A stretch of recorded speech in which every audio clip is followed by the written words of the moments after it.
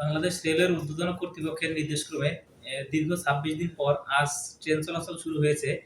রাজবাড়ী থেকে প্রথম ৬টার সময় রাজবাড়ী এক্সপ্রেস ট্রেনের মাধ্যম দিয়ে যাত্রা শুরু হয় রাজবাড়ী থেকে। তারপর পরবর্তীতে ৬টা ১৫-তে শাটল ট্রেনটি পুরাদার গলন্দ ঘাটের উদ্দেশ্যে ছেড়ে যায়। পরবর্তীতে ৭টা ৩০-এ ঢাকার উদ্দেশ্যে নকশিকাঁথা কমিউটার ট্রেনটি ছেড়ে যায় এবং ১০টা ১০-এ ভাটিয়াপাড়া এক্সপ্রেস ট্রেনটি ভাটিয়াপাড়া ঘাটের উদ্দেশ্যে ছেড়ে যায়। এই ট্রেনগুলো পূর্বের নিয়মে কোনো শিডিউল বিপর্যয় না হয়ে বা কোনো রুটিন চেঞ্জ না করে পূর্বের নিয়মেই চলাচল শুরু করেছে। যাত্রী কেমন ছিল? যাত্রী সংখ্যা তুলনামূলকভাবে একটু কম রয়েছে।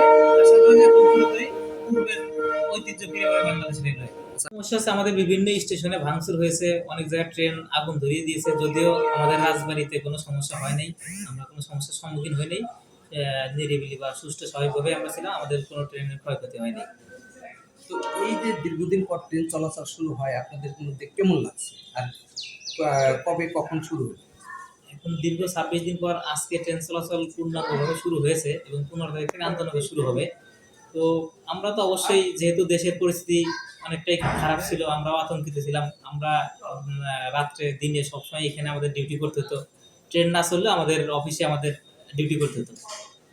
আজকে সকাল থেকে কেমন যাত্রীদের দেখলেন বা মনে হলো?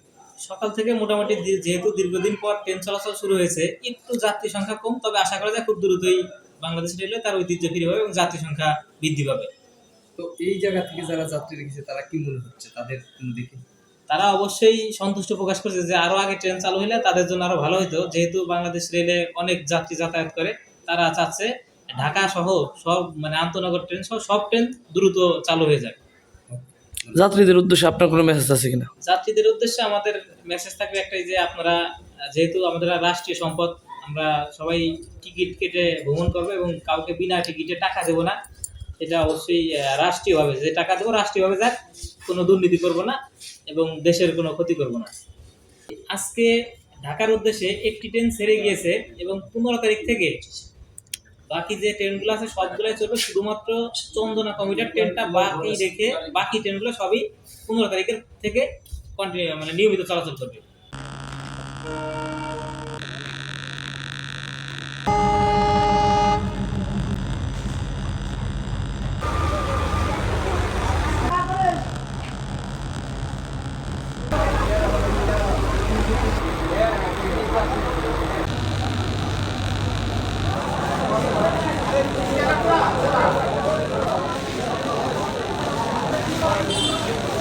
গাড়ি